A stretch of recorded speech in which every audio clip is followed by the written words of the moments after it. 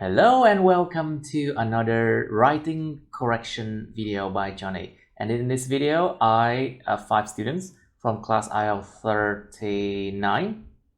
Well, they have already done their writing practice, and now it's my turn to correct them. And we are working on Cambridge 16 practice test, test 2, writing test 2 academic. And they already done it according to the deadline, yeah. Hôm nay lớp mình là IELTS 39, chúng ta sẽ sửa cái bài viết Writing Test 2 này của test số 2 trong K16. Và các bạn đã coi hai cái video mà hướng dẫn cách làm và sửa bài của mình trước khi các bạn đặt bút viết cái bài này. So this class has already watched both of my videos before they attempt to do this writing practice. So hopefully they don't make that many mistakes. Alright, let's look at this one. In their advertising, businesses nowadays usually emphasize that their products are new in some way. Ở trong cái chuyện quảng cáo của họ, những doanh nghiệp ngày nay thường nhấn mạnh rằng những sản phẩm của họ là mới ở một cái cách nào đó. And they ask you, why is this? Tại sao là như thế này? So they do not ask you whether this one is true or false, okay? They ask you, why is this? So it means they accept this is a fact already, and you have to give a reason. Cái câu bài nó hỏi là tại sao như thế này, tức là nó không hề là đặt dấu chấm hỏi là cái chuyện bên trên này có đúng hay sai, mà nó coi như là chuyện này là chuyện đã rồi, một cái fact, một sự thật hiển nhiên không có bàn cãi luôn rồi. Mà người ta hỏi lý do tại sao con người ta lại làm như thế này. Rồi các bạn phải viết cái bài, phải hiểu đề như thế mới viết bài được tốt. You have to understand the title, essay title well before you attempt to do this one. And do you think it is a positive or negative development? Các bạn nghĩ rằng đây là một cái sự phát triển tích cực hay tiêu cực? So what kind of development? The development is that business nowadays usually emphasize that the products are new in some way in their advertising. And this whole thing is a new development. Nguyên cả một cái đề bài này luôn, nguyên cái sự này luôn. Những doanh nghiệp ngày nay thường nhấn mạnh rằng sản phẩm của họ là mới một số cách nào đó trong cái chuyện quảng cáo của họ. Nguyên cái đống này luôn, nó là một cái development, một sự phát triển, thì mình coi là tích cực hay tiêu cực. So you have to see if it's positive or negative development. So remember, if you think it's a positive one, you should write more about it than negative and vice versa. Okay? You can, of course, how can I say, write more positive than negative or vice versa, but in this case, can you be in the middle and say that I don't think it's positive or negative? Thầy hỏi thì cái bài này á, liệu có viết theo cái kiểu mà ở đứng giữa, tôi không nghĩ đây tích cực cũng không nghĩ tiêu cực được không?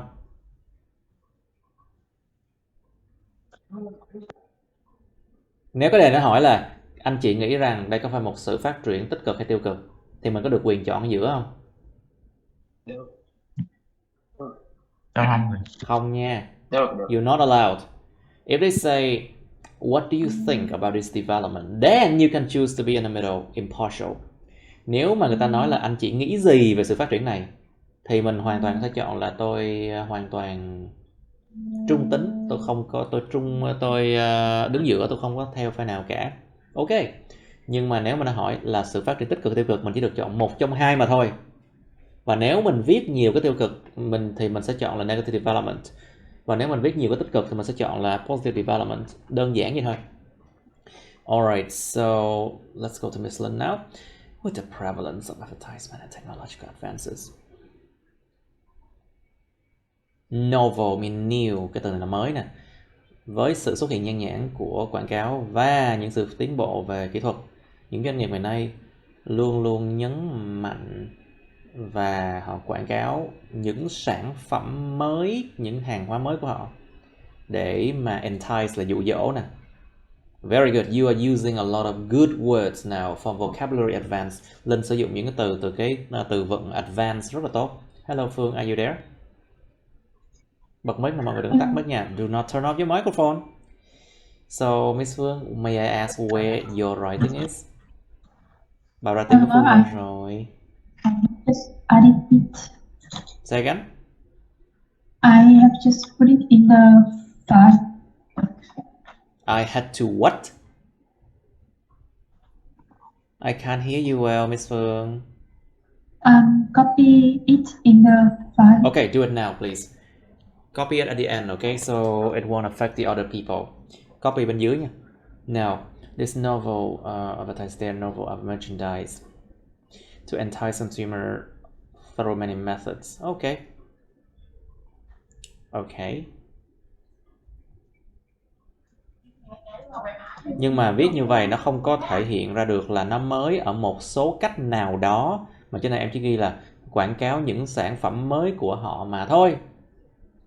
Nó không rõ ra là mới ở một cách nào đó.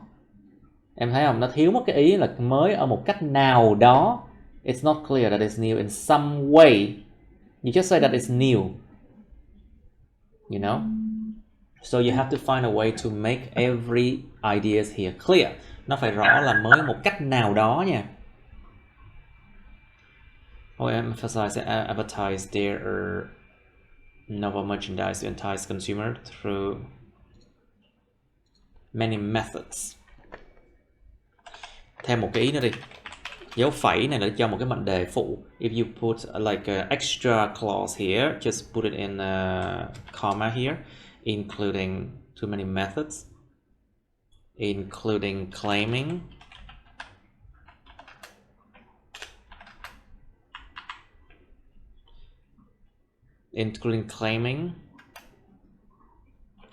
that the goods are new in some way, including that the goods are somehow new, chẳng hạn, bao gồm chuyện khẳng định rằng những cái hàng hóa đó nó có kiểu gì đó nó mới, including claiming that the goods are somehow new.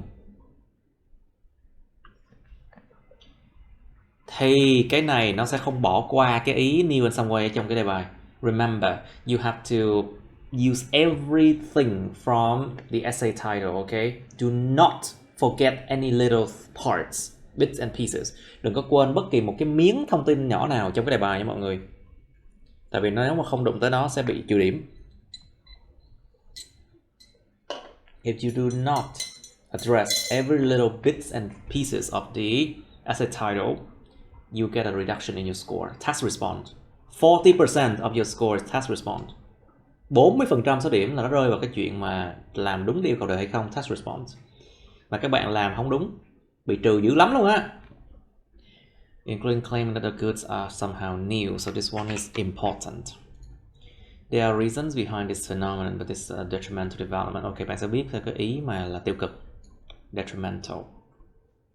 Reasons, okay. Now, good.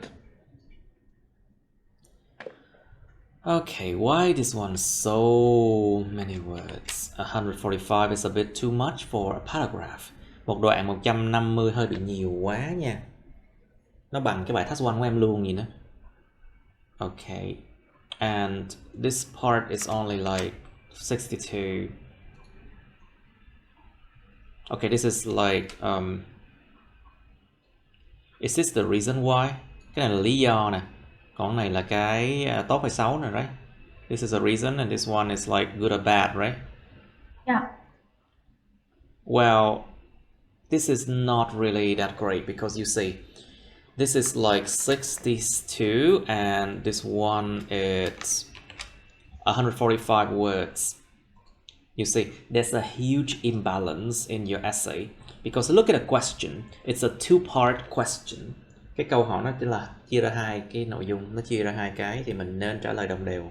Còn một cái thì em ghi quá nhiều về lý do tại sao, một cái em ghi quá ít về cái positive negative, nó ảnh hưởng đến cấu trúc bài nha. Yeah. If you write too much about one part of a question or too little about the other ones, it creates an imbalance in your essay and that affect your task response as well. Nó ảnh hưởng đến điểm TA, task response nha, TR chứ. Mà nhớ là task response 40% số điểm lần nha. Nó kinh lắm á. Be careful with task response, it's 40% of your score. Okay, so maybe try to write a bit more condensed about this paragraph and write more about this paragraph. Có thể viết làm sao tóm gọn cái khúc này lại hơn và viết thêm về cái khúc này hơn chẳng hạn. Business find approaches to unveil the products. Nên thêm những cái từ mà nó có vẻ như là thường, thông thường, đôi khi, có lẽ, dường như. Mấy cái từ đó nó làm tăng thêm cái tính không chắc chắn, nhưng mà nó lại làm tăng cái sự mà mềm mại trong thông điệp nó ra, chứ không phải lúc nào cũng câu khẳng định.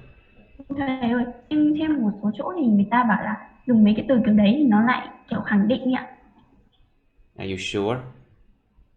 Em có lướt Who phải did you read that from? Where did you read that from? ở, ở TikTok ạ. Come on, a lot of people online they give very bad advice. Nhiều người trên mạng cái cho lời khuyên rất sai nha. Vâng. Be careful. Not everything you find online will be good. Use like usually, often, sometimes, can, may, might. These words make the message sounds more careful, and it leaves room for other possibilities. So it is more objective, which is what the IELTS asks you to do. Cái IELTS nó sẽ yêu cầu, nó sẽ chuộng cái điều đó là mình dùng những cái từ mà nó nghe có vẻ giống như là modal verbs nè, đại từ, động từ khiếm khuyết này, có thể, có lẽ, tiềm năng, dường như, hoặc là những cái từ mà thể hiện cái mật độ, frequency, ví dụ usually, often, sometimes. Nó làm cho cái thông điệp nó nghe nó cẩn thận hơn, chứ nó không phải lúc nào cũng đóng như đinh đóng cột 100% là tôi chắc chắn điều này, chắc chắn điều này, tôi chắc chắn, tôi khẳng định điều này. Như thế nó sẽ gây ra cái sự không khách quan, và nó sẽ không có chuộng trong IELTS đâu nha, người ta sẽ không thích đâu nha. They don't like it, people don't like it in IELTS that way. So try to include these words. Business, okay, first and foremost, just say firstly. Business usually find approaches to unveil their new products. Để vén màn những sản phẩm mới của họ. Because of the boost of turnover. Giống như là cái turnover là cái trả về lợi nhuận, right? Boost of turnover. Boost of turnover is like the boost of the money get back to you, right? And the fortification of the company's image. Em dùng nhiều từ phức tạp dữ vậy. Why do you have to use so many complicated words? Fortification, sự làm mạnh thêm of the company image.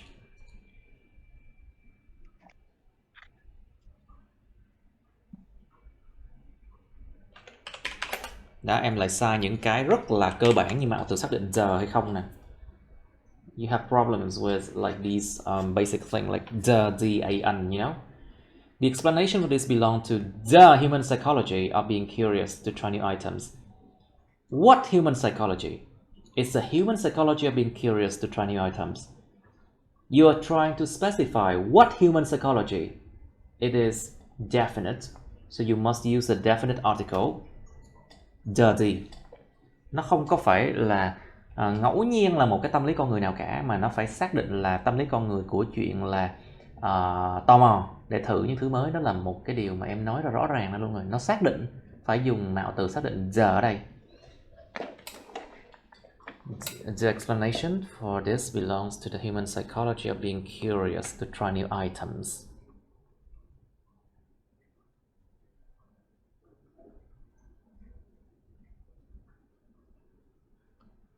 Cái hai cái vế này nghe có vẻ nó không có được kết nối cho lắm. Nè, you see, cái giải thích cho điều này thuộc về cái tâm lý con người của chuyện tò mò để thử những thứ mới. Những doanh nghiệp có thể dụ dỗ một cách mà biết đó, mà dụ dỗ những người khách hàng bằng chuyện thiết kế ra cái diện mạo của những sản phẩm của họ để trở nên hấp dẫn hơn. Hai cái vế này nó chưa có cái sự kết nối. These two phrases, these two clause or parts of the sentence is not linked together. So try to give a cause and effect relationship. Đưa ra một cái quan hệ nhân quả, điều A dẫn đến điều B. A leads to B.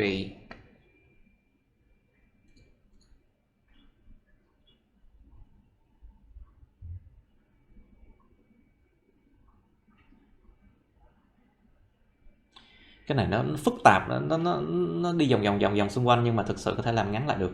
These are just too much, it's too wordy, nhiều từ quá, wordy quá, nhiều từ quá, lengthy, dài lê thê quá.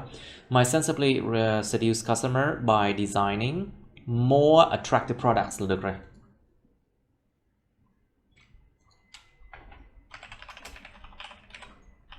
More attractive products là được rồi. Chấm ở đây. Đó.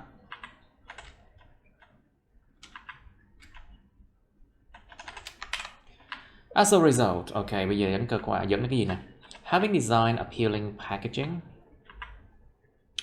Cái khúc này thực sự không cần thiết để nhắc lại cái điều này. Ở trên đây. This one is not necessary to you repeat the same idea. Lặp lại cùng ý nè. Đã thiết kế ra những cái bao bì mà hấp dẫn.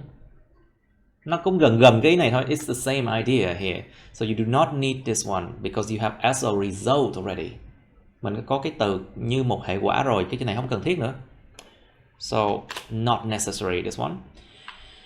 Businesses might obtain the revenue that they targeted.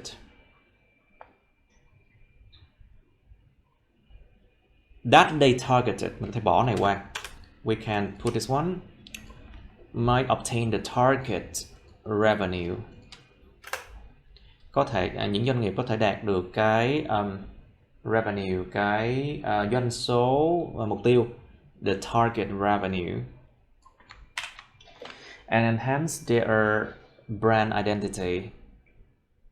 Okay.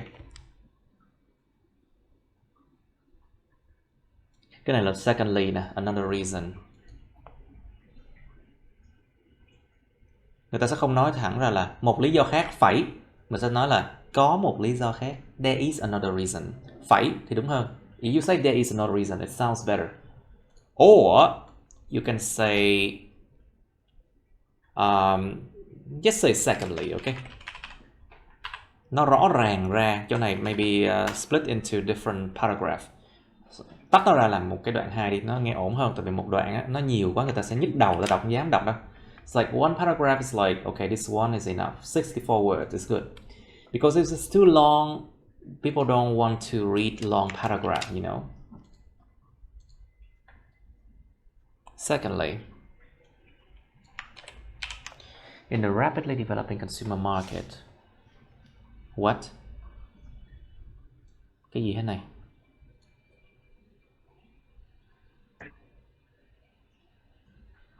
Cấu trúc lạ ha. Is it a strange structure?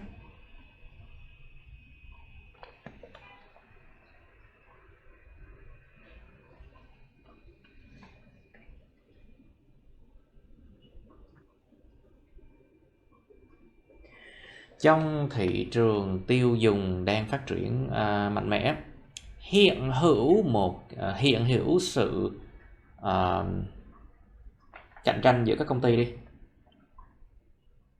In a rapidly developing consumer market, exists the competition between companies. Let's say that.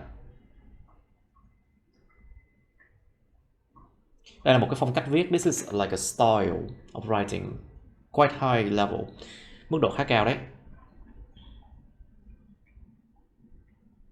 Cạnh tranh về doanh số hả? It's like a revenue competition between companies. Xong rồi lặp lại chữ company này. You repeat the word company again.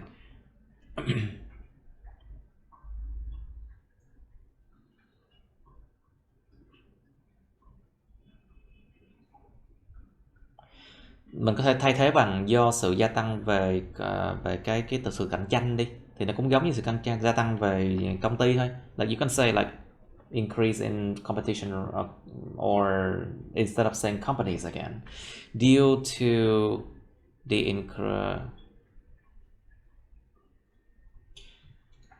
the ever increasing competition, we can use the different words. Rivalry. Say again. Rivalry. No, rivalry. It sounds like it's used for love more, or something that is serious, quite serious, between like two people, or I don't think rivalry it's the right word to use in advertising or in this kind of essay. Có một số cái từ nó không có nên được dùng trong những cái ngữ cảnh như là thế này. Rivalry giống như là kiểu mà tình địch á, nó dùng trong tình cảm nhiều hơn, giống như là địch thủ người thứ ba, tình địch á.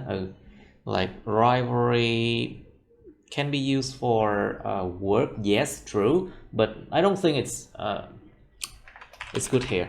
Due to the ever increasing competitive level, do cái mức độ mà cạnh tranh ngày càng gia tăng đi.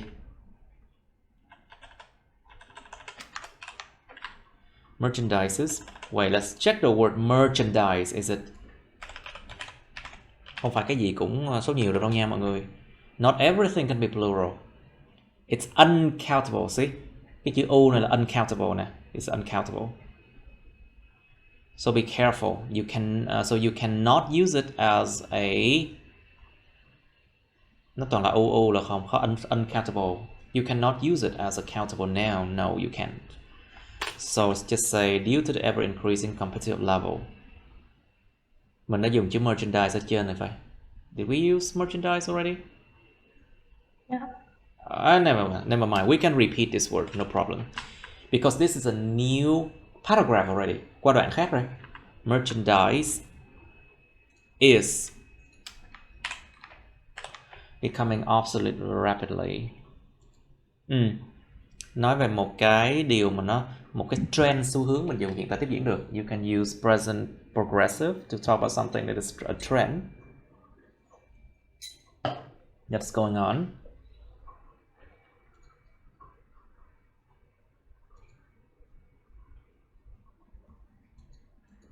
Cái chỗ này em biết nó một cái lỗi sai như thế này.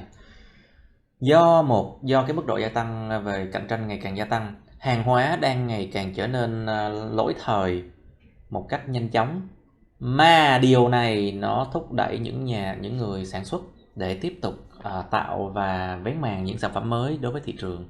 Thì cái điều mà nó urge này, nó nói đến nguyên cả một cái đống đằng trước này luôn, chứ nó không có bổ nghĩa cho cái chữ rapidly hay obsolete gì cả. Mình phải dùng mệnh đề quan hệ không xác định, mà mệnh đề quan hệ xác định thì không có chữ that ở đây, nó phải là chữ which chẳng hạn. Và nguyên cái điều trước đó đây nó là một thứ, phải dùng urges ở đây.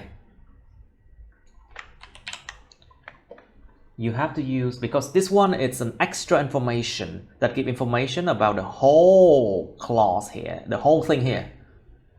So you have to use an indefinite relative clause, mệnh đề quan hệ không xác định, to give extra information about the whole thing before that, you know. And then so there must be a comma. But after a comma you don't have that. So that's why I change it to which urges manufacturer to continuously create and unveil. Dùng chữ unveil nữa. You use the same way to say unveil the new items again. Em dùng lại cách này thôi. To continuously create and let's just say innovate. Cái chữ nova là new á, mới á, innovate là cải thiện, cải tiến. So new, nova, new, so innovate, make something new. Innovate new items. New item nói chung thôi. So new items in general, we do not have the article the before that. Nói chung thì không có xác định, nó sẽ không có the đằng trước. And innovate new items to the market. For instance, okay, now is the time for example. Ví dụ nè. People are increasingly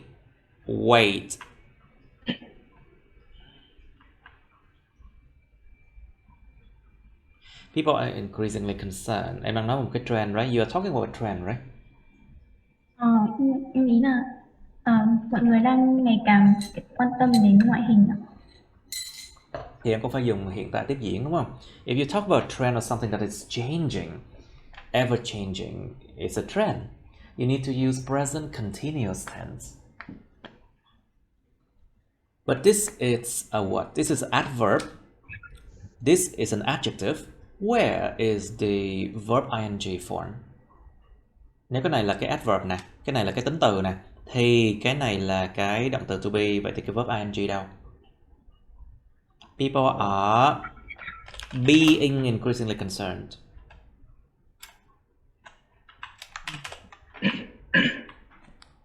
People are being increasingly concerned about their appearance, okay, and articles of clothing, và những tiêu đề về quần áo hả? Những mặt hàng quần áo. Mặt hàng quần áo, okay. At the top of concern.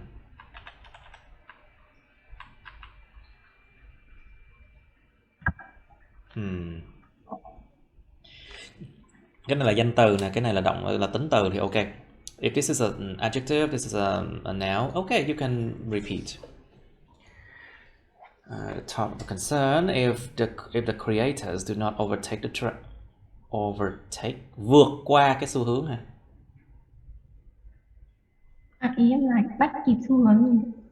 Em vẫn cho từ kiểu Cái câu này nó có vẻ nó kém hơn hẳn so với lại những câu khác trong cái đoạn này. This sentence seems not so good as the other sentence in this paragraph.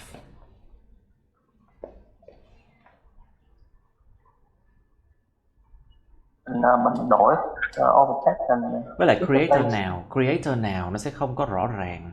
Mình nói là cái người nhà sản xuất đi, hoặc là doanh nghiệp đi, nó nghe rõ ràng, nhưng mà creator là người sáng tạo nào, you know. So if you say creators, people can be confused. What kind of creator? Are they manufacturers? Are they random creators on the market? Những người sáng tạo mà ngẫu nhiên trên thị trường à? Confusion, you see, gây ra sự hiểu lầm hoặc là người bị rối, người ta không rõ đó, you know. Someone say something? Vũ nói gì ha? Không, ý là chỉ overtake, nhưng mà em có nghĩa là em thay vì đó mình dùng chữ keep the pace. Say again. Keep pace, right? Keep pace, giữ nhịp đúng không? Do not keep up with the pace. If let's say let's just say if companies, nó rõ ràng về nghĩa quan trọng lắm nha, cái sự rõ ràng về nghĩa quan trọng lắm. Like you have to make everything clear, so do not force the examiners to read your essays like reading passage 3, you know, because they don't have the time. They're not even paid enough to correct your writing or speaking. Mấy cái người examiner đừng có ép người ta giống như kiểu coi bài luận của mình mà như là đang làm reading passage 3 nha mọi người. Mọi thứ nó phải rõ ràng nha. Be clear in terms of logic, everything. Mấy người mà chấm thi đó họ không được trả tiền lương tốt lắm đâu về cái speaking và writing, cho nên nhiều khi á, mà đụng mấy bài khó nhằn quá họ sẽ gọi là có xu hướng là cho điểm thấp hơn đấy. Và nó không rõ ràng, người ta sẽ không đọc, ta không hiểu, người ta trừ điểm. If it's not clear, examiners will give a negative mark, a minus. If companies do not keep up with the trend, mấy cái phrasal verb này cũng nên sử dụng, tại vì nó thể hiện cái sự mà trôi chảy trong ý. Chứ em dùng những từ khủng đọc nó nhức đầu, rất nhức não và sẽ bị trừ điểm, tại vì nó làm giảm cái điểm coherence và cohesion, sự kết nối ý mạch lạc giữa các câu trong một đoạn. Người ta đọc không hiểu là trừ điểm CC rồi. Try to use phrasal verb to improve your coherence and cohesion point, okay?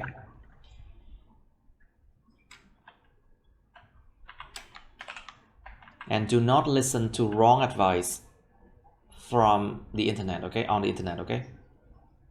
Đừng có nghe những lời khuyên sai lầm trên mạng nha mọi người. If people do not keep up with the trend, they may lose sales. Okay, fine. Tôi chấp nhận.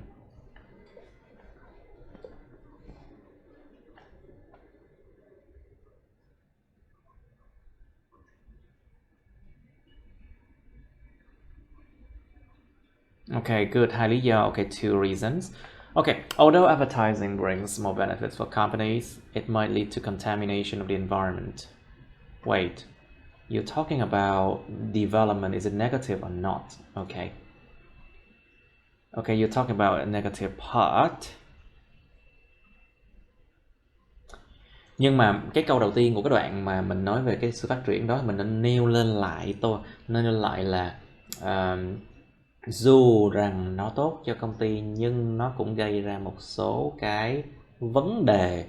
Đưa ra một cái như thế này thì mình sẽ thuận miệng để mà nói câu thứ hai là mặc dù quảng cáo gây ra gì đó, nó cũng gây ra sự contamination môi trường. Tự nhiên nhào vô một cái nói về contamination môi trường là không được nha. You need a sentence that leads people to understand what you are about to write in this paragraph. And also, this paragraph is you need to write more in the development anyway. So try to write a leading sentence that works. Cái đoạn này thực sự mà nói nó vẫn cần thêm chữ, cho nên mình nghĩ là thêm một cái câu leading sentence đi, để mà dẫn dắt con người ta đến cái mình sẽ tự nói.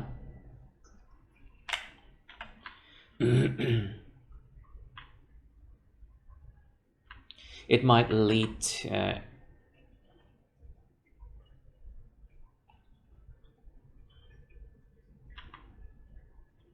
say something about development because the essay say development, you see. Mình phải nên nói cái gì đó về sự phát triển này, tích cực hay tiêu cực đi. Tại vì cái đề bài nó có chuyện đó. It might be more of a negative development. Ok, cái câu mà mở đầu của đoạn nó nên rõ ràng nha các bạn. So the leading sentence of a paragraph needs to be clear as well because it presents the theme, what theme of the whole paragraph. Cái câu mở đầu của đoạn nó phải rõ ràng, tại vì nó đưa ra cái chủ đề chung của cả cái đoạn đó cho cái người đọc.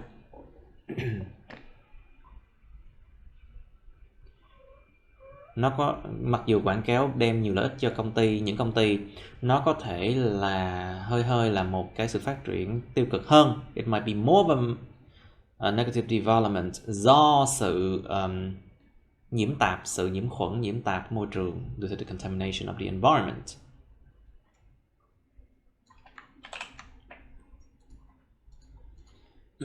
Chemical industry such as clothing could be hazardous to the natural environment. Nếu mình nêu industry số nhiều như thế này, mình phải ít nhất là mình nêu ra cái ví dụ, 2 ví dụ.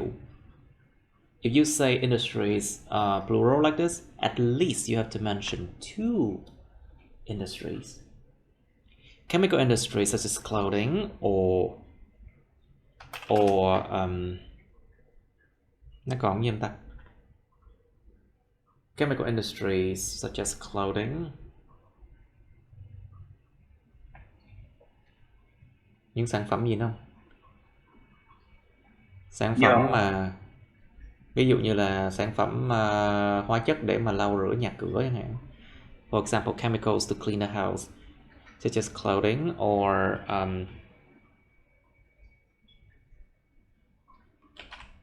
cleaning liquids. Let's just not use the word industry. It's a bit too big in here. Mình dùng chữ industry nó nghe hơi bị khủng quá. Mình sẽ khó nghĩ ra ý. It's hard to find like the thing if you use the word industry, you know.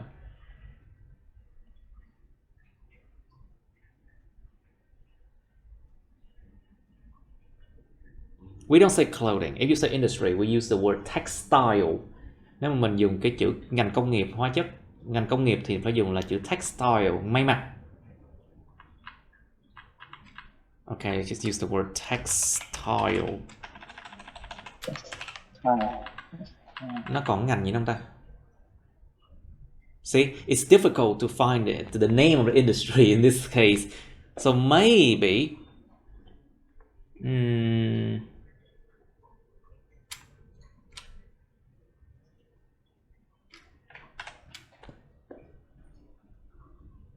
cái ngành mà tạo ra điện thoại thông minh á, it's actually smartphone industries as well as or smartphone manufacturing. Cái ngành là sản xuất smartphone chẳng hạn. Or smartphone manufacturing could be hazardous to the natural environment. and wildlife because of the direct dumping of untreated industrial waste. Okay, good. And the making of clothes. Cái sự tạo ra quần áo hả? By using animal leather. Da, bằng da động vật hả?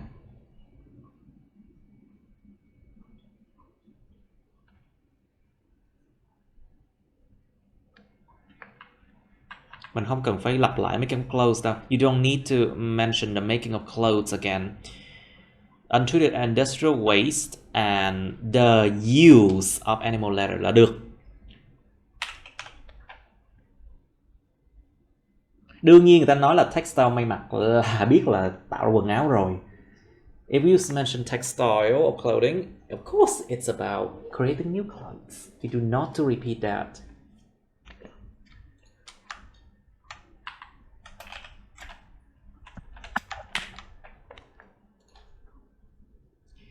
For further consequence, cho những cái hậu quả thêm vào đó nữa. This could pose a serious threat to endangered and human well-being. Okay.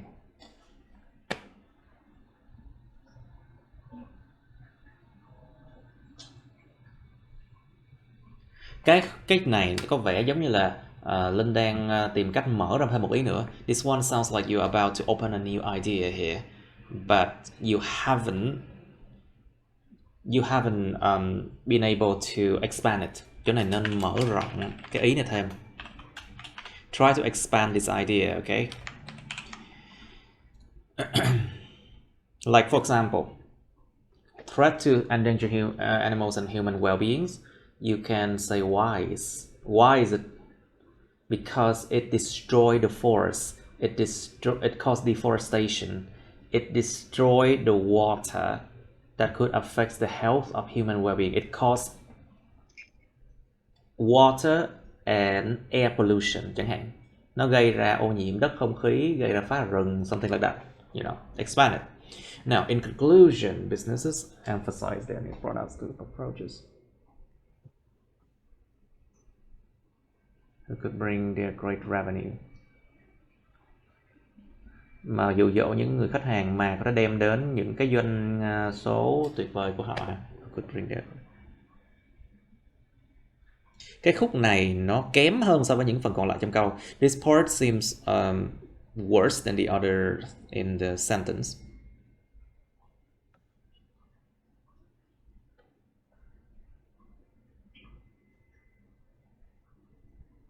To entice consumers to make a purchase là được rồi. To entice consumer to make a purchase. Nó nghe nó tự nhiên hơn rất nhiều. It sounds much more natural. However, this phenomenon could lead to a contaminated environment and poor health. Okay, good. Cái kết bài giống như là nêu lại, tóm lại thôi. The conclusion, just need to repeat things a bit. Just need to summarize things. Now, look on. These days, the psychological capture. Cái gì thế này? Sự bắt được tâm lý là psychological capture. Nắm bắt tâm lý này. Cái này nó giống như là thao túng tâm lý, mà giống kiểu mà bắt người ta vô cái phòng xong rồi ép người ta vô cái phòng như tra tấn trắng ở bên Iran nữa. Psychological capture sounds terrible. Nghe rất kỳ luôn á. It sounds like a torture, a white torture like in Iran, something like that. Nhiều khi em nói từ nó ghép lại với nhau nhìn nó kinh lắm nha, không phải lúc nào cũng ghép vào đâu nha. You cannot just make compound noun like that. Like a lot of the time the meaning is crazy. Let's just say the understanding of consumer psychology, sự hiểu của tâm lý người tiêu dùng. The understanding of a consumer psychology is very important. Nó nghe nó tự nhiên hơn rất nhiều. Dễ chịu hơn. Nghe dễ chịu hơn nhiều. It sounds much more understandable, có thể dễ dàng hiểu được hơn. It's very important. Thay vì chữ very có cách nào không? Very important thay bằng gì? Rất quan trọng thay bằng chữ gì? Tối cần thiết đâu. Extremely. La vie, cuộc sống. La vie là một phần tất yếu của cuộc sống. What word? Vital. Essential, vital, crucial. Remember? Đó, tối quan trọng đó. It's vital. With businesses to take care of what they want. Đó, cái khúc này nó kém hơn hẳn nè so với những phần khác nè. To take care of what they want. Rất văn nói. Very spoken language.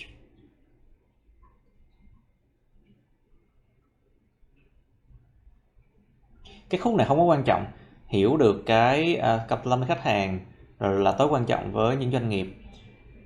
Để show ra những sản phẩm, để show ra những quảng cáo để mà làm gì đó, để mà nhấn mạnh rằng sản phẩm họ mới có cách nào đó. Còn cái chuyện mà take care of what they want or what is their interest, liên quan gì? Is this one even relevant?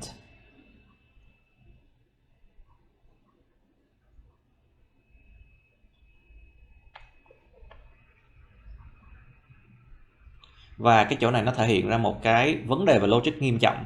This one present a logic problem. Chứ dịch ra tiếng Việt em sẽ thấy cái vấn đề ngay. Sự hiểu của cái tâm lý người tiêu dùng là tối quan trọng với những doanh nghiệp để chăm sóc những cái họ muốn, hoặc là cái gì là sự hứng thú của họ, bằng chuyện show ra những cái quảng cáo để mà nhấn mạnh rằng sản phẩm của họ là mới một cách nào đó. Nó phức tạp không? Is it too complicated to understand? No? It's very complicated to understand this.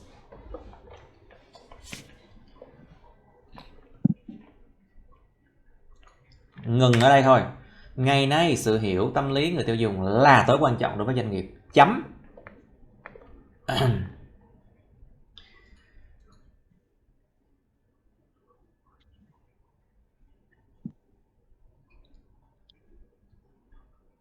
In order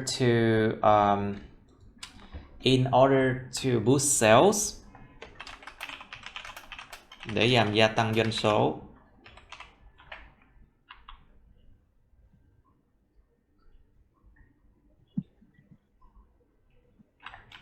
companies often emphasize that their products are new in some way. Lặp lại ha. Để mà gia tăng doanh số, những công ty thường nhấn mạnh rằng sản phẩm họ là mới một cách nào đó. They try to change this one. No. Their products are novel. Are somehow novel. Một cách nào đó làm nó mới. Somehow novel. Mà cũng không cần phải hoàn toàn thay thế, từ gì cũng thay thế, you know. Just have to change a few words. You do not have to change everything, you know. Đó, em thấy em tách ra thành hai câu như vậy, cái ý nó rõ ràng hơn không? See? Split it into two sentences. The meaning is much more clear. Behind that approaches and reasons, might be cái gì thế này? Đằng sau những cách tiếp cận đó và những lý do đó mà có thể đem lại thiệt hại và những sự phát triển tiêu cực. Cái động từ chính của câu này đâu? Where's the main verb? Này cũng không phải là câu nữa. This is not a sentence.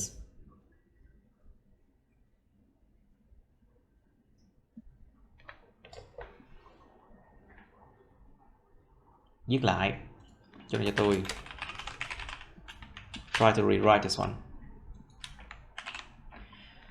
The first influence, ảnh hưởng đầu tiên.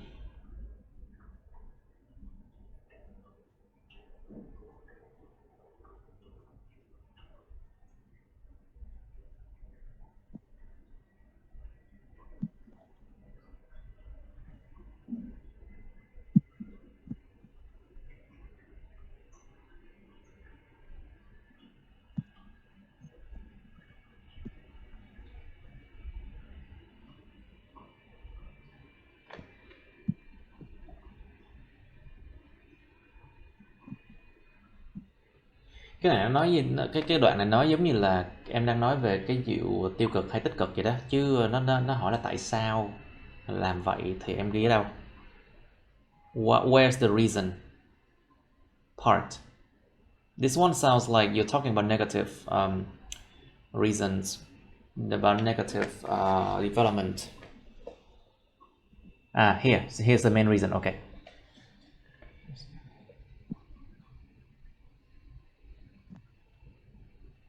Okay, I'll read the reason first, okay? Đọc cái phần reason trước đi đã. 83, okay. One of the main reasons is there are many strong competitions. Có những sự cạnh tranh lớn ha. Vâng. Nó chỉ thực sự là sự cạnh tranh nói chung thôi. It's just like competition in general. So there is strong competition. And they want to indicate these products are new. Kém nè.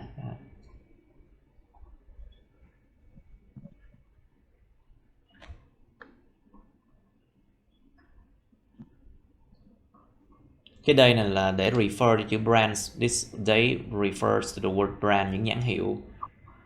Okay. By instantly producing more and more new items with the point that they want to endorse their brand.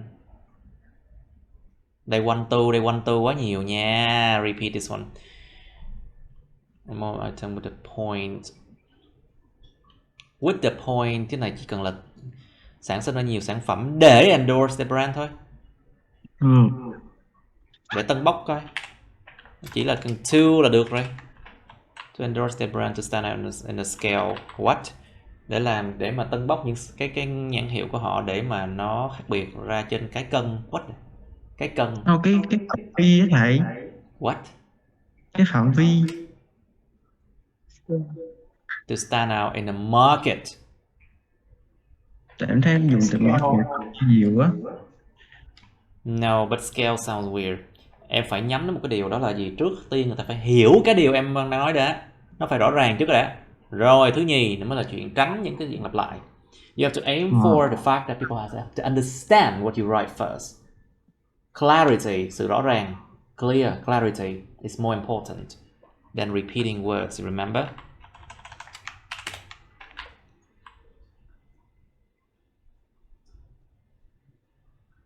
Therefore, the market is becoming troubled. What? Cái thị trường đang trở nên bị rắc rối. What? Break hole. What is break hole? It's appearing. Cái lỗ bể. What?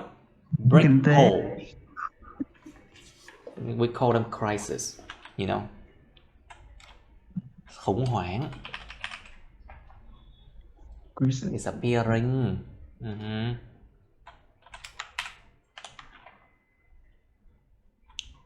Thị trường đang trở nên bị trouble, thấy kỳ lắm. Thì thay cái the market ta bằng chữ it, you can change this one with it.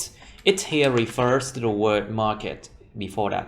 Cái chữ it này có dùng để refer, để nhắc lại cái chữ the market đằng trước. Vì thế nó đang trở nên, because it is becoming, okay, trouble and economic crisis appearing. Another aspect, continuous manufacturing leads to a lack of material by wasteful use of resources. Sự sản xuất liên tục nó dẫn đến sự thiếu, một sự thiếu vật liệu bằng sự sử dụng lãng phí những nguồn tài nguyên, which affect the environment. Cái chỗ này á cũng y chang như lên em lại quên mở rộng ra thêm cái luận điểm này.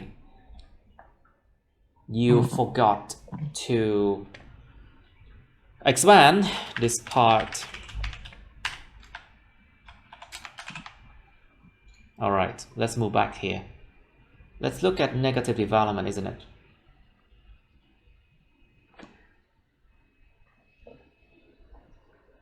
One up number company, what?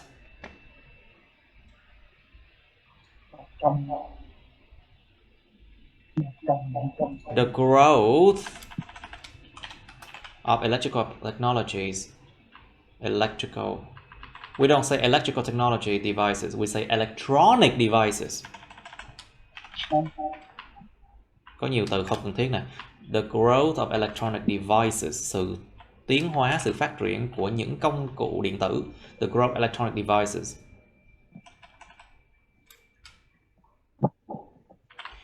mình có thể ghi là với sự phát triển, với sự phát triển. I press the wrong button again. Với sự phát triển của những công cụ điện thoại, của công cụ điện tử, những công ty ví dụ như Apple, company such as Apple, Samsung, nó có một S này nha các em. Và em nêu ra 3 cái ví dụ như vậy thì cái cuối cùng và cái kế chót nó phải có chữ and như thế này và có cái dấu phẩy ở đây nha. When you mention three, let's say three example like this, there must be and here before the last example, okay? And there must be a comma here as well. Always improve and update their smartphones. Số nhiều mà, nhiều công ty mà, many company. To slip out market, what? Để đưa ra thị trường. Slip out là giống kiểu mà né, mà giống như là kiểu chạy trốn á. Slip out is like escape. Try to sneak out something. Wrong word usage. Sai từ nè. To, what do you want to use? Release. To release to the market. To release. Mình thấy mấy cái chỗ bán sale đó hay to release. Lần mà gọi là đưa ra bày bán á, release á. Em update their smartphone to release on the market. Để mà đưa ra thị trường, release on the market. So as to tâng bốc sản phẩm của họ và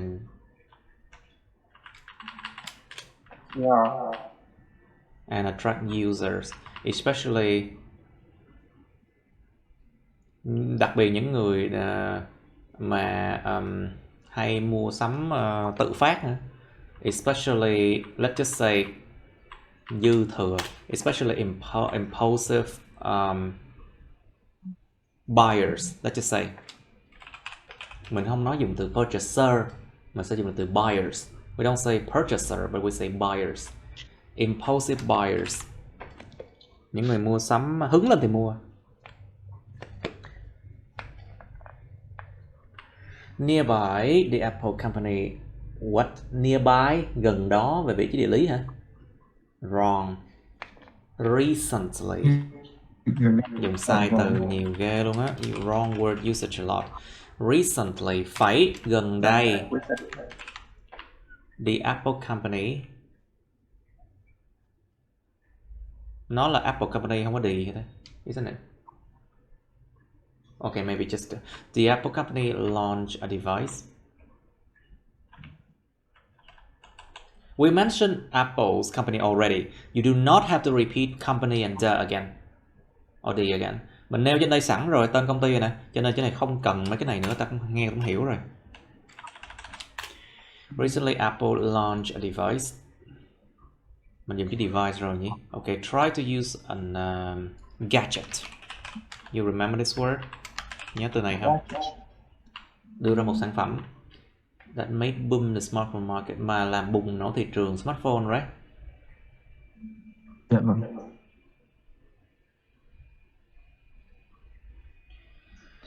Launch a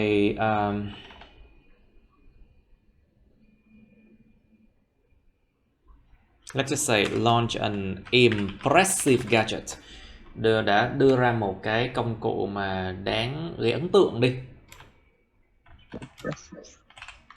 An impressive gadget.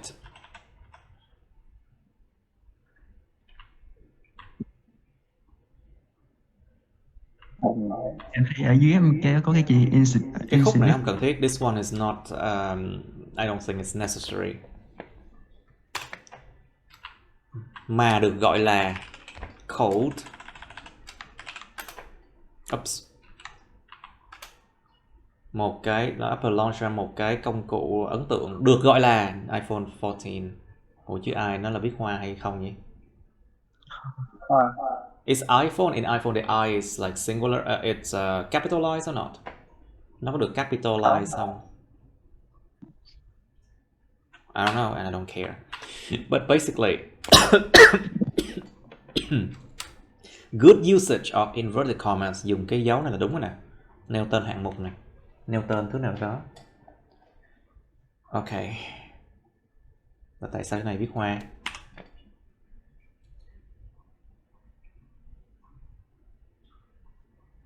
Mà theo đó với nó nhiều thứ không cần thiết quá.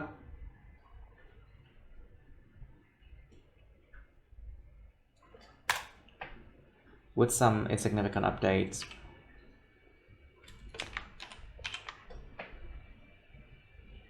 And new feature hay. Một số cái nâng cấp không đáng kể và những cái feature mới không đáng kể đi. Ok, về những về cũng được.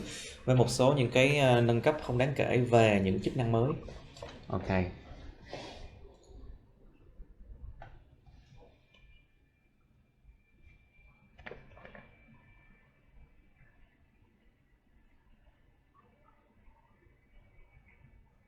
Em nói một cái negative development, em nêu câu chuyện thôi. Ok. Nhưng mà cái này nó chỉ là first influence thôi mà. Và em nêu có đúng một cái influence duy nhất là em dùng chữ first influence để làm cái gì? Nó phải có second. If you mention only one thing here, one influence, why do you mention first influence? You have to mention second influence as well, you see? So here, right from the beginning, eliminate that. Dục nó đi. Để vậy thôi. Với sự phát triển của gì đó dẫn đến gì đó nè.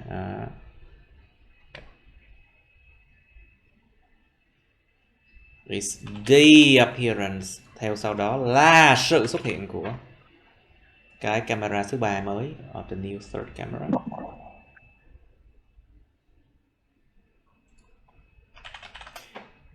Theo sau đó là sự phát hiện của một cái camera thứ ba mới mà được coi là cái gì thế này? Thiếu mệnh đề quan hệ. Which is considered, sai tùm lum luôn á. Which is considered the best, right? Mà được coi như là tốt nhất ngày nay nó dùng chữ gì? Cái chữ gì mà state of the art đó nhớ không? Trạng thái của nghệ thuật, state of the art, hay là đỉnh cao nhất, you remember that one? Cutting edge nữa. Cắt cạnh nè, cutting edge, cắt cạnh tức là mới cáu, mới mà mới không thể mới hơn được nữa. Use this word, or state of the art. State of the art. Đỉnh cao nhất có thể, state of the art. Or cutting edge. Từ này trong được, trong hai này á. Use one of them. Cái câu này nó quá dài rồi, ngưng ở đây đi.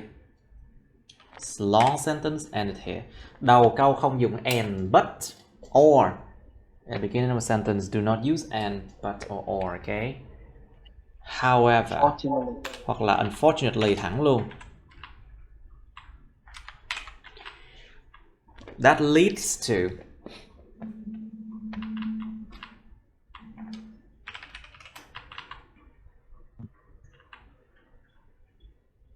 That leads to a waste of money. Nó dẫn đến một sự phí tiền. That leads to a waste of money to upgrade their phone. Their ở đây là nói là về cái phone của ai vậy? Who does this their refer to?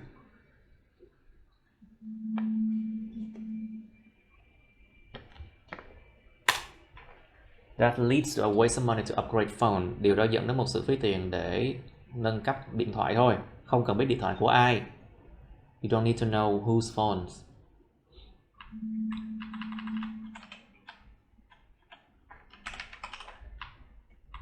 Nó rõ hơn là smartphones. Rồi cái này là qua một ý khác hả? Nó là on the other hand, không có in the other hand. On the other hand. On the other hand không có s nha. Bàn tay khác. On the other hand.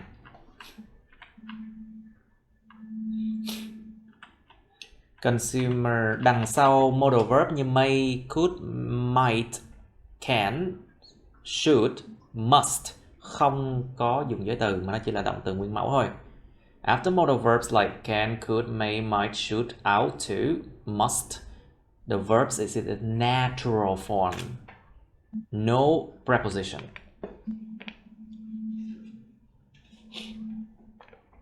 May borrow. Trời ơi, sai tùm lum. Debt là DT. May borrow money.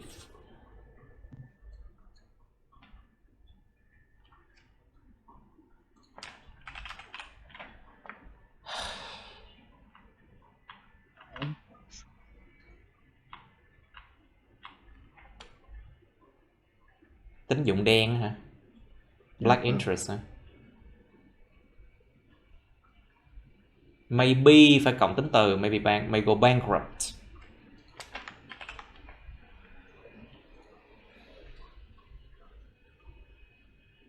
Nên mở rộng này hơn. Try to expand this one a bit more. Because this one seems like a second idea. You need to expand. Cái này là giống như cái ý tưởng thứ hai, mình cần expand thêm một câu nữa chẳng hạn. Like one more sentence maybe. They này là consumer nè. They can ask the bank. Other words.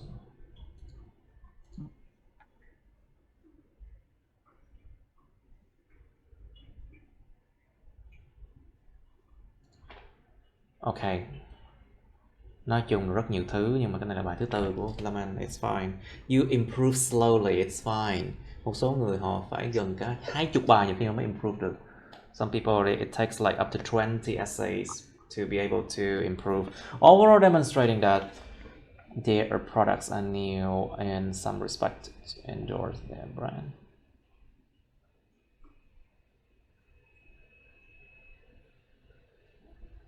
What? Nhìn chung biểu đạt ra rằng sản phẩm của họ là mới ở một số khía cạnh để tâng bốc cái nhãn hàng của họ hoặc những cái thiết bị của họ để phục vụ những nhu cầu của con người ngày nay đang ngày càng trở nên rất yên lặng, phí tiền cho nền kinh tế và môi trường. Cái gì thế này? What is this? Chữ khá mà em ghi lộn á. Tôi đọc tôi hiểu tôi chết liền á. Nếu đọc hiểu chết liền là điểm CC cực tệ. Và cái task response cũng không tốt. Đương nhiên này. If people don't understand what you're trying to write, it's really bad for your CC score and others. Now, nowadays, mình nên tránh chứ nowadays tại nó dùng quá nhiều rồi. Try to use something else, except nowadays it's overused already. Let's say currently được không thầy? Okay, you can use currently. Focusing on. Có một số từ được sử dụng một cách mà nó như mài người ta đọc muốn chán ngắt luôn á. Nên tránh. Focusing on promoting novel products to consumers. Become a common trend of business plan.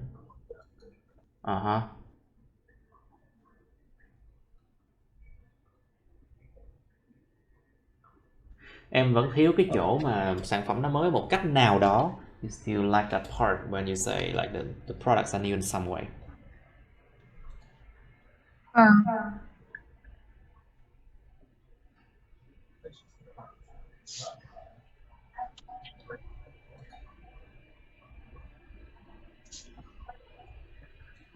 Okay, there's a way. Có cách. Focusing on promoting products.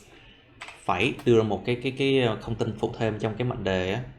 Try to provide an extra information in here. Focusing on promoting products which may be novel in certain aspect. Thêm một cái ý phụ thêm như này. Nó nằm trong mệnh đề quan hệ không xác định.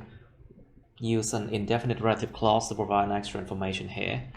Focusing on promoting products which may be novel in certain aspect. Một số sản phẩm phải mà có thể mới ở một số khía cạnh. The consumer has become a common trend of businessmen. In my opinion, it's an effective way to increase the number of purchaser. Check this word out.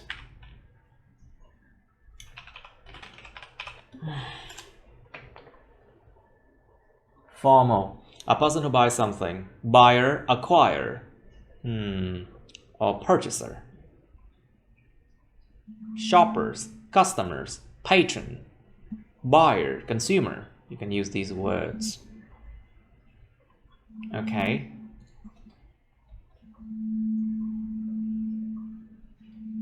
Attract popular attention based on the basic behavioral psychology of the majority of individuals. Dựa vào cái tâm lý hành vi của phần đông những cá nhân. However, this may not be a positive development. Ủa sao mấy bạn thích ghi tiêu cực dữ vậy? Why you always write negative? Thầy nó tiêu cực thật thầy ạ. Em không thích xem quảng cáo. And nobody wants to watch advertisement. Đúng rồi, thầy quên nhắc cái chuyện là cái đề bài nó có nói vụ quảng cáo thì mình cũng phải đánh vào cái vụ quảng cáo trong bài nha mọi người. Tất cả những ý trong những cái keyword trong cái đề bài mình đều phải đụng tới ở trong cái bài viết của mình nha. So, all the keywords from the essay title you have to address in your essay as well to achieve a maximum task response, okay? Muốn đạt được điểm task response 40% số điểm nó tốt thì phải không được bỏ quên bất kỳ một cái chi tiết nào trong đề bài luôn, bao gồm chỉ advertising đó. Now, the first main reason for this preference of businesses. Cái lý do đầu tiên quan trọng cho cái sự ưa thích hơn này của những doanh nghiệp is new commodities, là những hàng hóa mới. Keep business fresh and promote. Nên có cái này cho nó rõ ràng. Need to make clear, you know.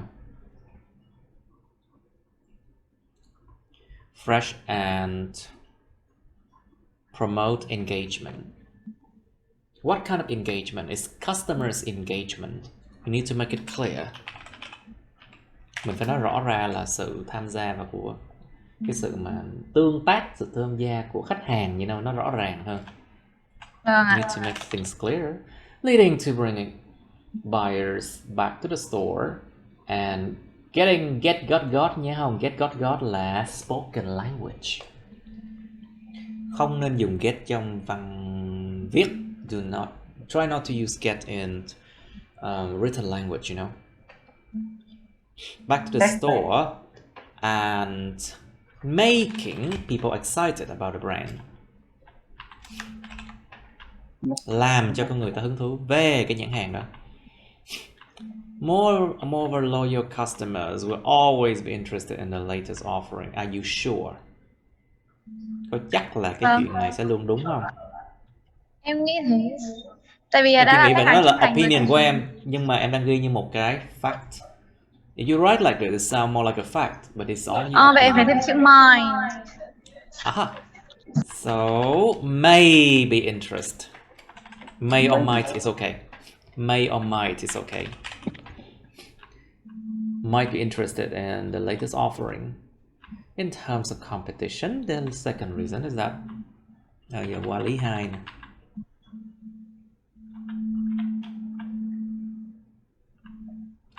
Những công ty thường là thử. Let's use more adverb of frequency here. Nên dùng những cái trạng từ về mức độ á, thường xuyên á. Often, usually, sometimes. You know. Động từ to market, verb. Try to market their new products to contend with other, để mà nó đối chọi lại with other business competitors in the market or on the market. In the market. Em trả. Okay, in the market. For example, two of the biggest competitors in the smartphone market. Lặp lại chữ market nè.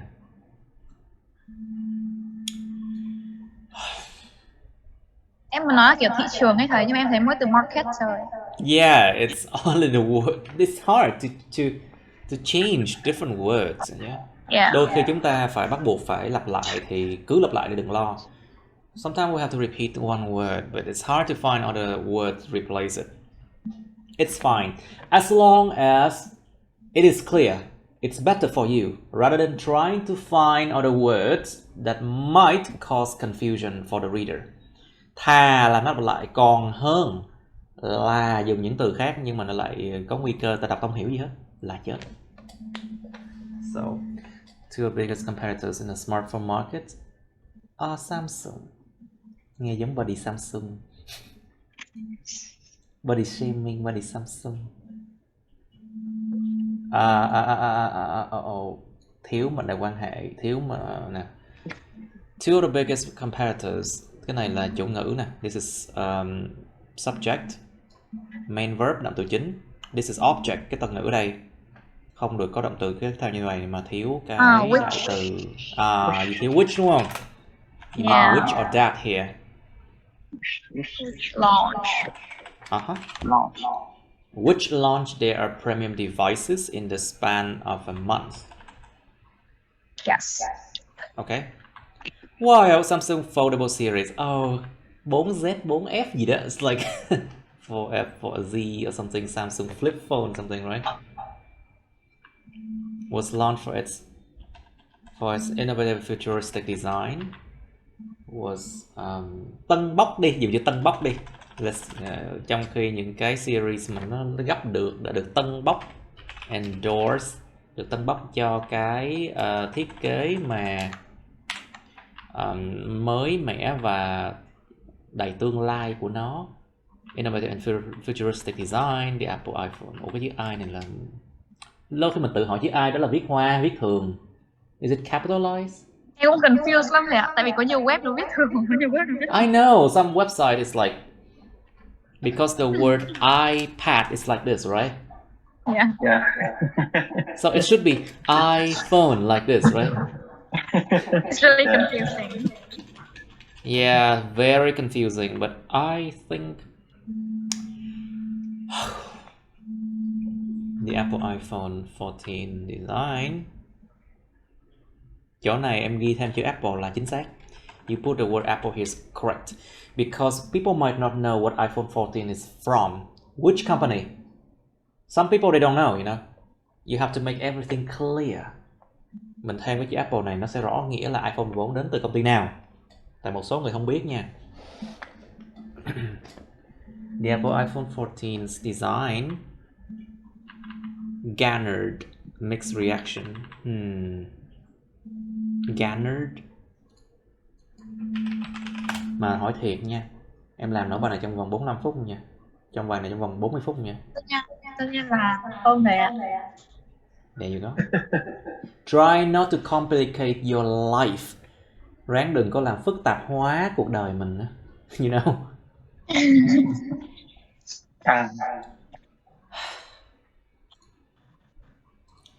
Remember, 40 minutes for task 2. You won't have time to write it so fancy like this. Fancy quá. Không thể có thời gian 40 phút mà viết nó sang chảnh như vậy được đâu nha. You can't. So try to write effectively. Ráng làm sao viết mà nó hiệu quả thôi. Đừng có ráng mà viết sang chảnh cho nó phức tạp lên, you know. Không hiệu quả. Yeah. This is a phenomenon that has some effect on purchaser in a number of ways. Okay. Câu này là câu hiệu quả này. This is effective. Because when you read this sentence, you understand what this paragraph is about. Câu mở đầu nó phải rõ ràng, nó hiệu quả như vậy. Để ta đọc ca hiểu được liền là cái đoạn này nói về cái gì. Good. The problem with all these ads. Ủa sao bây giờ nói về ads gì?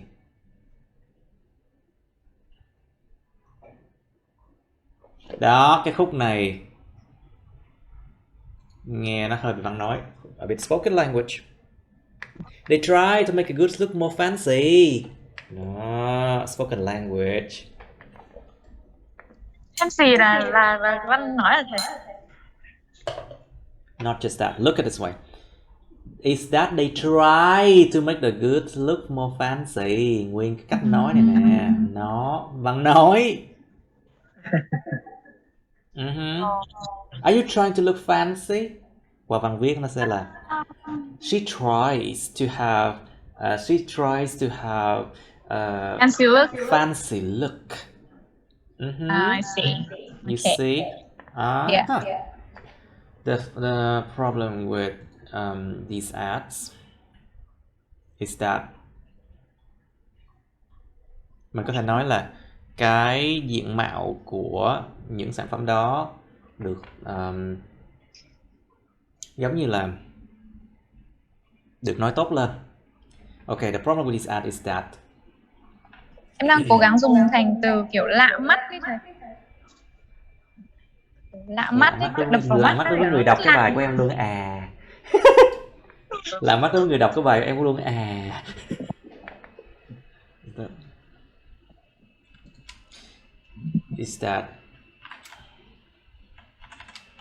Is that the goods are usually made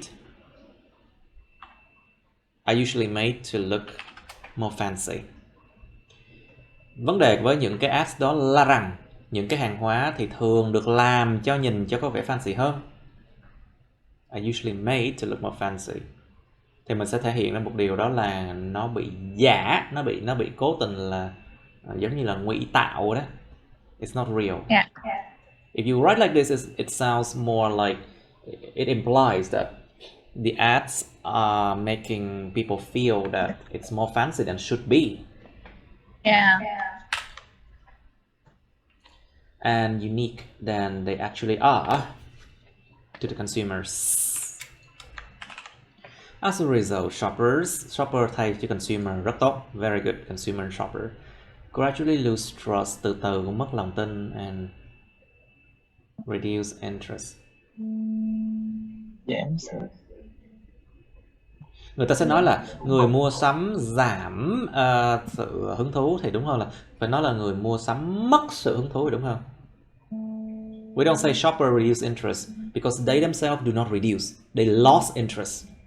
Bản thân người shopper họ phải mất đi interest chứ không phải là reduce interest nha.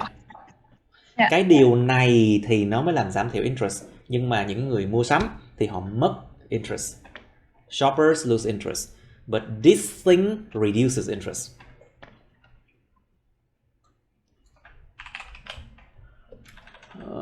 Đọc lại hai chữ let's lost mất rồi ạ. okay, delete it.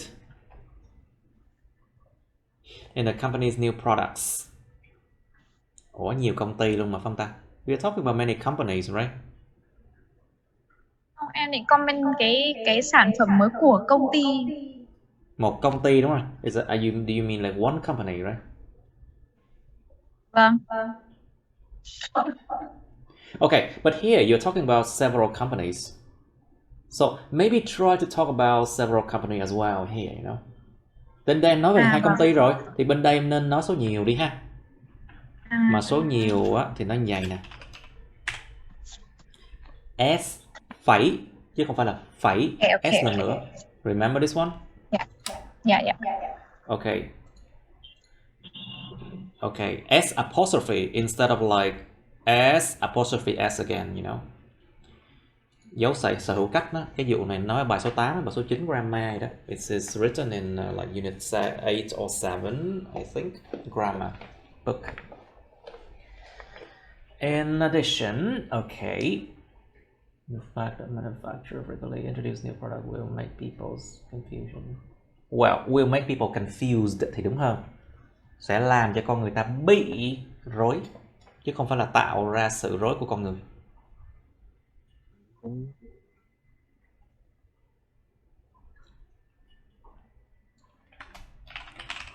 Sẽ làm cho con người ta bị rối thì đúng không? Chứ không phải là tạo ra sự rối con người, you know. Will make people confused. And bewilderment, sự ngạc nhiên ha. Sự hoang mang. Hoang mang. Will make people confused and bewildered. Make people confused and bewildered in purchasing decision. Trong những sự những quyết định mua sắm của họ, and their purchasing decision, which lead to wrong buying choices.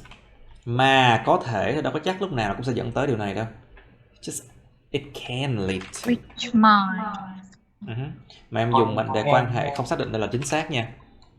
Right, very correct use of indefinite relative clause in here. Correct. In conclusion, the reason businesses concentrate on new products launch program. is to refresh the image with the aim of attracting existing and future customers as well as establishing cũng như là thiết lập Cái vị trí đứng. Establishing footholds in the business market. However, this approach to contain negative points.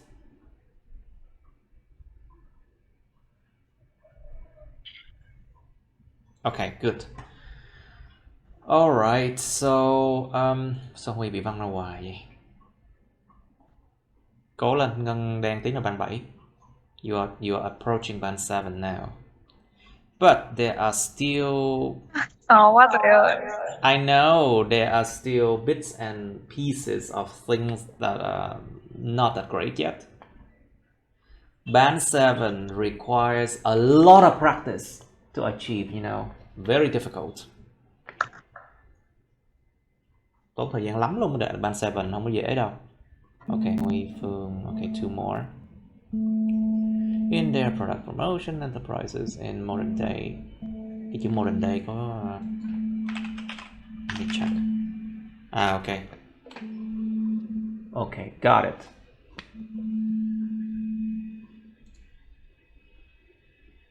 In the modern day. Cái modern day nó là cái gì? It's an adjective, see? Nó là một tính từ nha.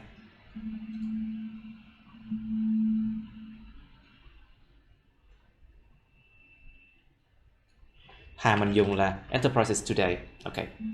But modern day is an adjective, so you cannot use it here. Enterprises today usually put an emphasis on their products being somehow new. Những tập đoàn, công ty ngày nay thường đặt một cái nhấn mạnh lên trên sản phẩm của họ là cái gì đó mới. Ok, hiệu quả đấy. It's effective. Good. There are many ways to explain this move. Có nhiều cách để mà giải thích cái động thái này. Ủa vậy không đụng đến chuyện là nó có phát triển tốt hay xấu ha? You need to address the problem if it's the good or bad development as well, you know. Ủa cái bài này em nói tốt hay xấu vậy? Nói tốt thì bài này là em nói là good development, right? Chỉ có một cái đoạn ở gần cuối là em kiểu là không, nói thẳng bài này là tốt hay xấu, em viết theo hướng nào? Yeah. Tốt. So you're writing it in a positive way. There are many ways to explain this move.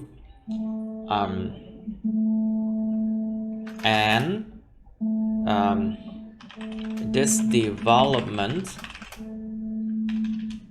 seems to be a positive one. Và sự phát triển này dường như là một cái tích cực. Dường như. Tại sao lại dường như?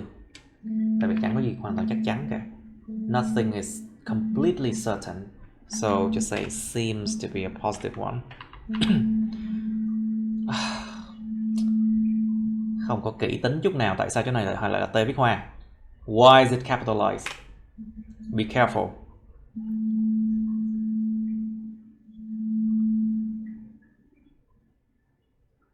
The rate of trend change. The rate of trend change. Nghe có phức tạp không? Is it difficult? Em không tìm được cái nào. Nó bị lủng củng. See, this one is difficult to pronounce as well as people will like the rate of trend change. What?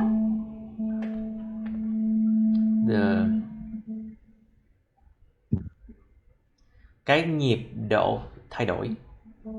The pace of change.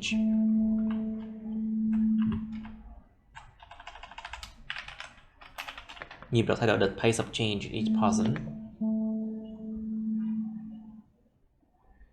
Đang ngày càng trở nên nhanh hơn, nó phải dùng là hiện tại tiếp diễn không?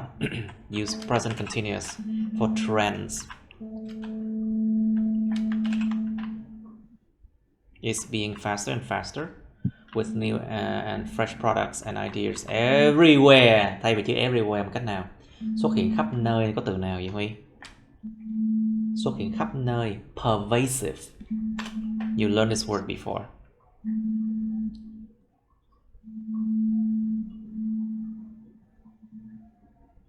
phổ biến.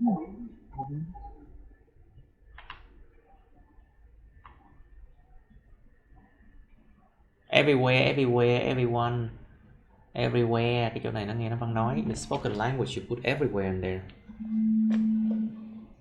And therefore companies have to follow those trends if they want to stay ahead of the competition. To stay ahead of the competition, it's I think spoken language. Thầy nghĩ là spoken language. We want to stay ahead of the competition. Văn nói đấy.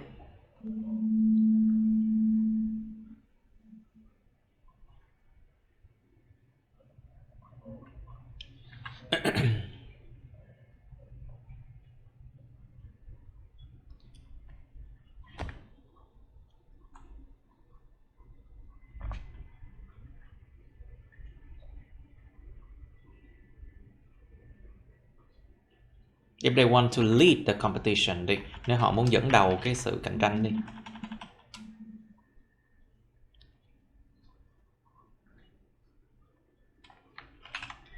By modifying the goods and emphasizing the advertisement for them. The advertising nha, cái việc quảng cáo. You're talking about the act of advertising.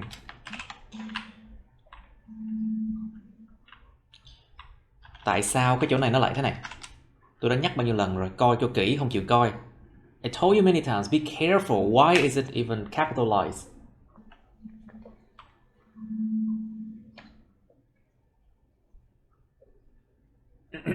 Giờ tôi khó, còn hơn lúc đi thi 3 giám khảo chấm em khó, rồi em chết. Mất 5 triệu. Không học được điều gì cả.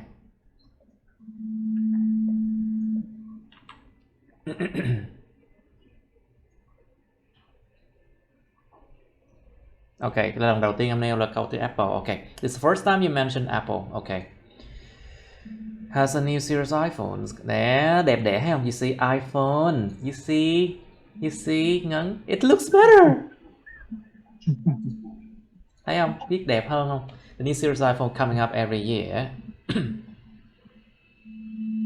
And they make sure that, nè, Văn nói nè, it's spoken language.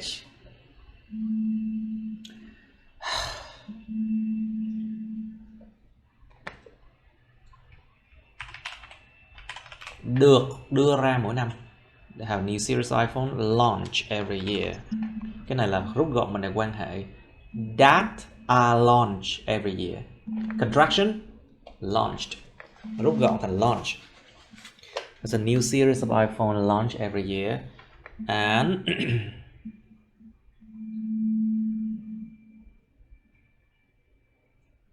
they make sure that they advertise why the new iPhone model is better.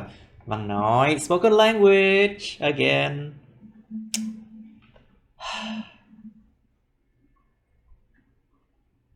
Hay vì họ đảm bảo rằng họ quảng cáo lý do tại sao iPhone model của họ tốt hơn. Có thể ghi là có một sự nhấn mạnh vào tính năng và sự vượt trội hơn của những sản phẩm của công ty này. Try to think like that, you know. And there is an emphasis. There's an emphasis, dạng danh từ nè, you see. And there's an emphasis on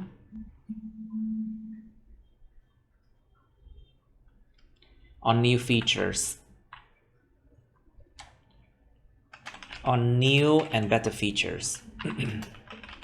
Không có last year, the previous year. Năm trước đó. On new and better features than the previous year.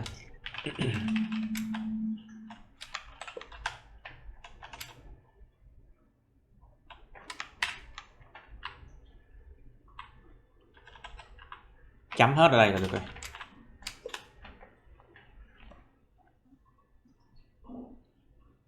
Ủa mà khoan xí nha, cái bài này sao nó ngắn như vậy? Ồ, ngắn rồi thầy. I knew it. Tôi biết ngay mà có 231 mà không đủ. Nói thiệt nha, bài mà biết không đủ 250.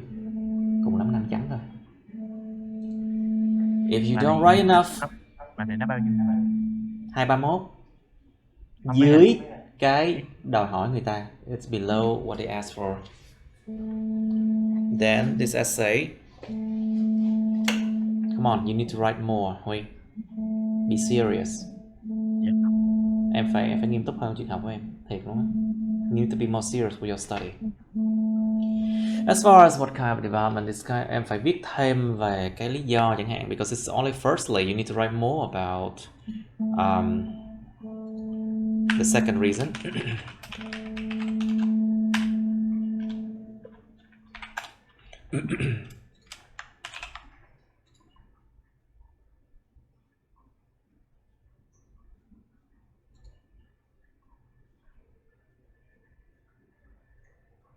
Vấn đề logic nè, về coi lại tại sao đi.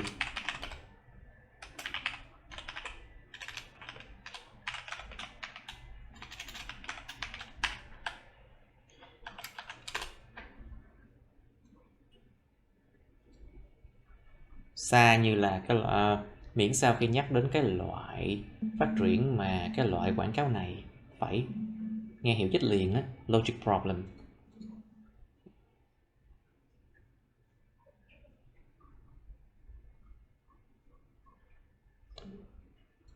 Có thể thay chữ company thay bằng chữ firms. You can change with this word firms. Và cái ý này nó là phụ thêm nè.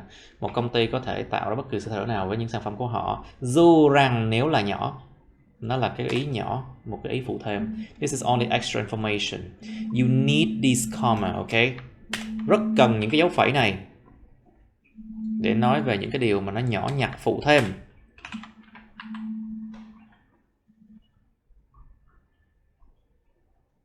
Có thể làm cái hàng hóa của họ pop up. What?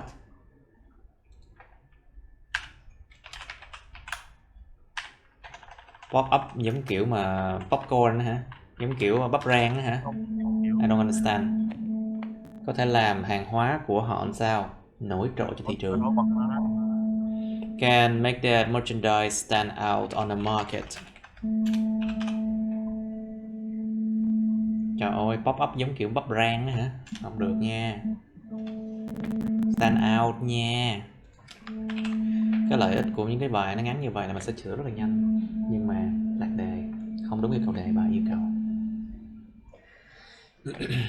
With flashy billboards and eye-catching eye-catching cái gì mới được chứ?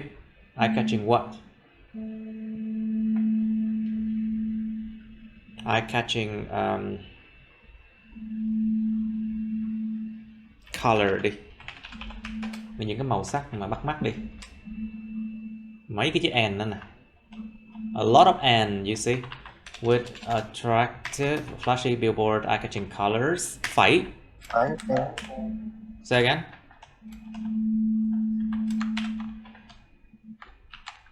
And with those little changes, sounds like, nghe như là, rồi bạn nói nữa. Spoken language again.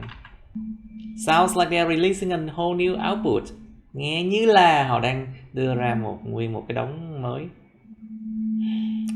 Spoken language again. And with those little changes,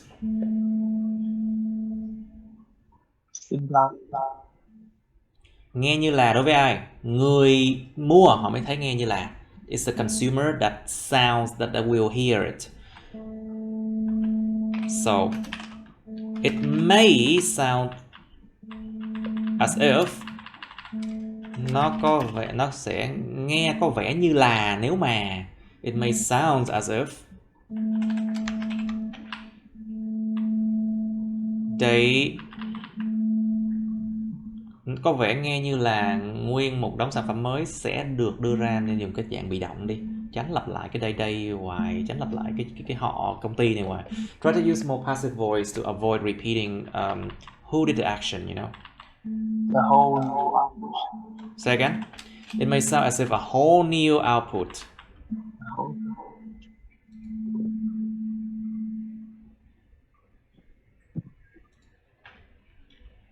It's about to be released.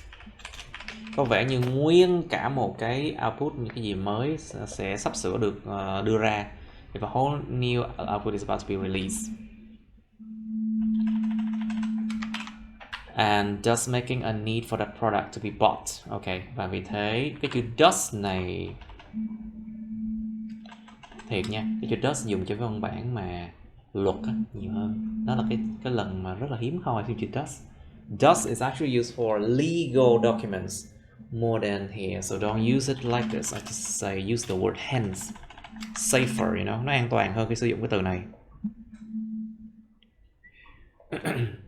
Making a need for the product to be bought. However, highlights on the product also have an effect on business.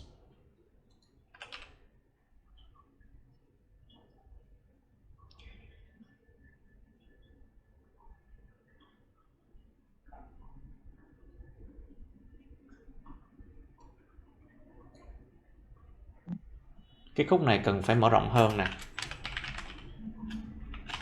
You need to expand this one a bit more. Unilever company. Who is Unilever? It's a company. Mình phải nêu ra rõ nó là cái gì nha. Nhiều người không biết Unilever là cái gì đâu. A lot of people don't know who Unilever is, you know. Nó là cái công ty. The Unilever company apologized. Cái chuyện này là nó xảy ra rồi. This one happened in the past already. So past tense. To the customers because they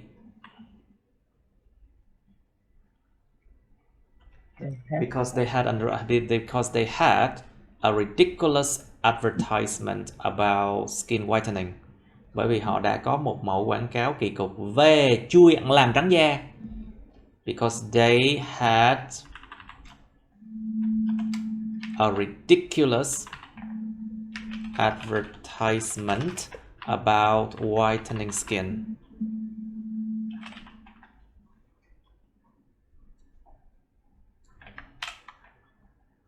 Nên mở rộng này thêm một câu nữa. Because this one is about negative, right? So maybe write more. Nhưng mà nếu em nói về tích cực thì cái phần tích cực phải nhiều hơn. If you write more about positive, then positive part needs to be more than negative. To sum up in general businesses. What? Nhìn chung phải những doanh nghiệp thường highlight new and modified products so they can keep up and beat their competition. Động từ to beat, đánh bại, cái này là một cái từ spoken language. Spoken language. And defeat, cái từ này là cái từ mà nó trang trọng hơn.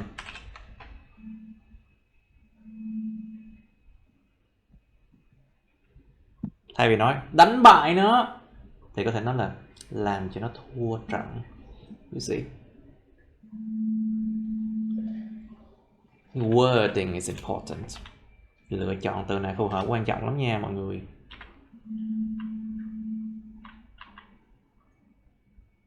Alright. Ráng làm xong bài của Phương đã. Hả? Tính nguyên bản của sản phẩm của họ hả?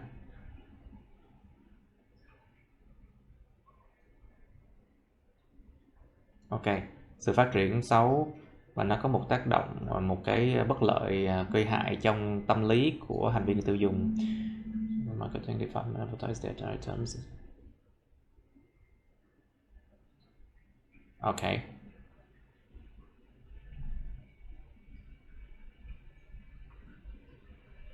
Chiêu trò that make more people interested in their brand. Secondly, if their products are high quality and modern, they can have their brand loyalty, có sự trung thành với nhãn hiệu. Okay, which can help them to make a profit in marketing. Okay, good. Furthermore, the companies gain more money from their operations when they have a larger consumer base. 3 lý do hả?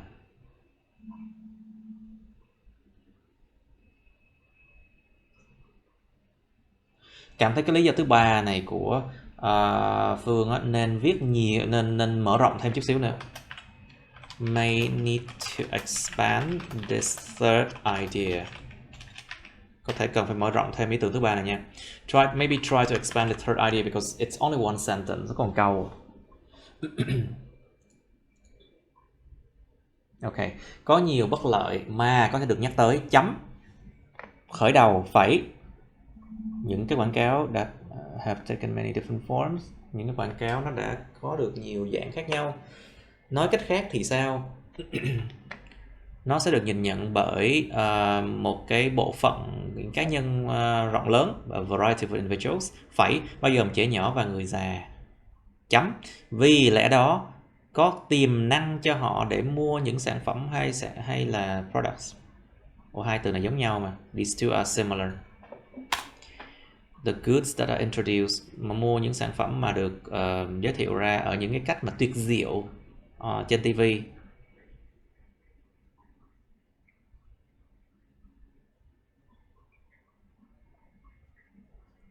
We say on TV, on the internet, on TV, on television. We don't say on the television.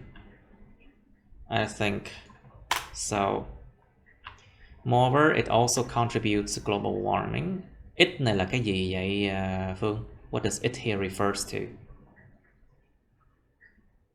Drawback, right? Adverts, right?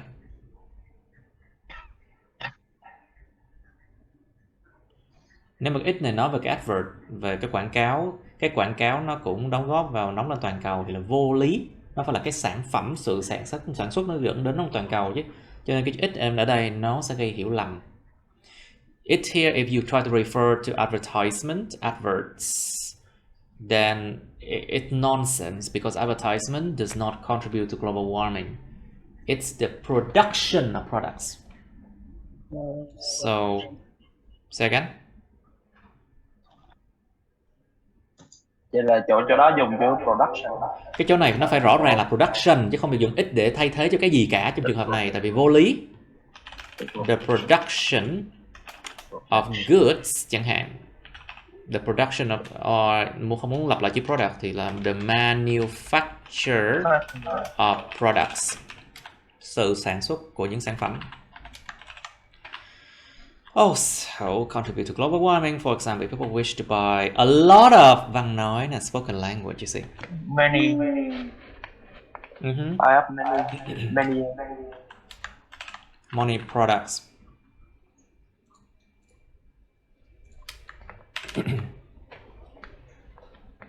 The machine will need to make a lot, lại văn nói nè. Will need to, nó có thể nói là những cỗ máy sẽ cần phải vận hành hết công suất chẳng hạn. The machines will need to operate at its maximum efficiency, ở cái hiệu suất cao nhất của nó. Sẽ cần phải vận hành ở hiệu suất cao nhất của nó.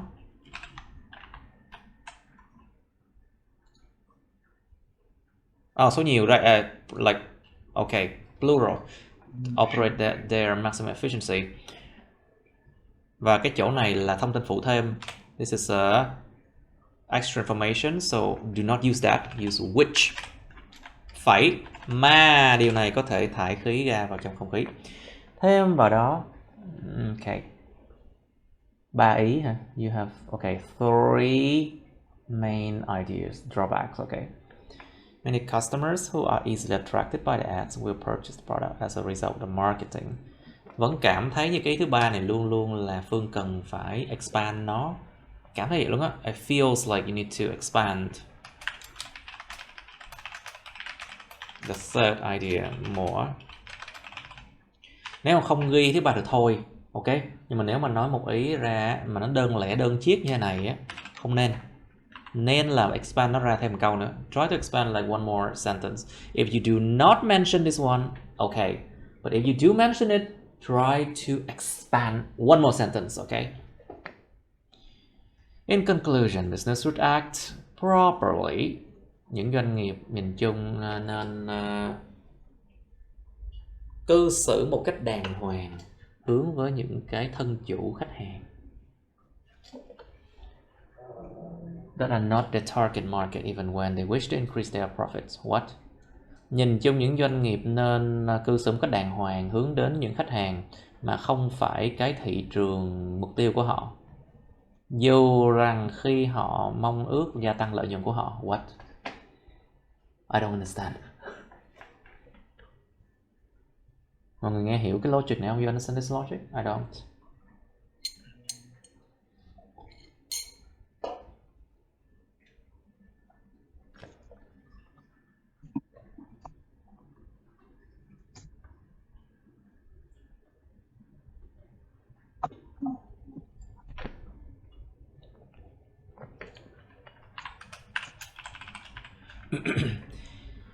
Alright, if people purchase the products, production-related pollution and global warming will occur.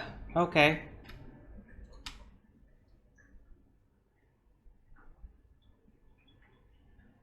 Nhưng mà cái chỗ này em chỉ nói đến một cái tác hại thôi.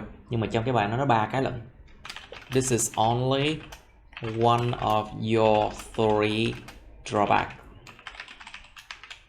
You see? So maybe just say that there are drawbacks that can come with this move. That's it. Mình chỉ cần ghi là có thể có nhiều tác hại mà nó đi kèm với động thái này. There are certain drawbacks that can come with this move. Enough. Because if you write again here 3 drawbacks, it's a lot. Nếu bây giờ em phải nêu ra lại 3 cái drawback gì á, những cái kết bài này nó quá nhiều, quá dài. Phương, you know why? Yeah. And one more thing over here. I don't understand why you put originality of their products here. Thầy không hiểu tại sao em ghi là tính nguyên bản của sản phẩm của họ là sao? Nếu nó tập trung vào tính nguyên bản của sản phẩm của họ thì có phải là nó không hề mới mẻ gì không? Nó lại ngược lại những cái yêu cầu của đề.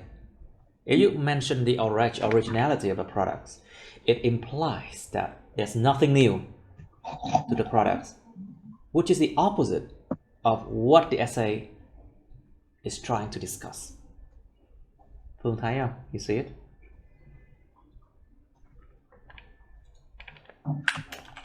So that's why this is something you need to change as well. Okay, any question, class? Đó, mà có hỏi gì không? Any question after I fix everything? No? Chắc là không ạ. Okay, if no, then we can end it here and I can go and play video games. No, actually I've worked a lot today, so I need to take a break. Too much work, too much IELTS. Okay, see you then. Okay, that's the end of my videos.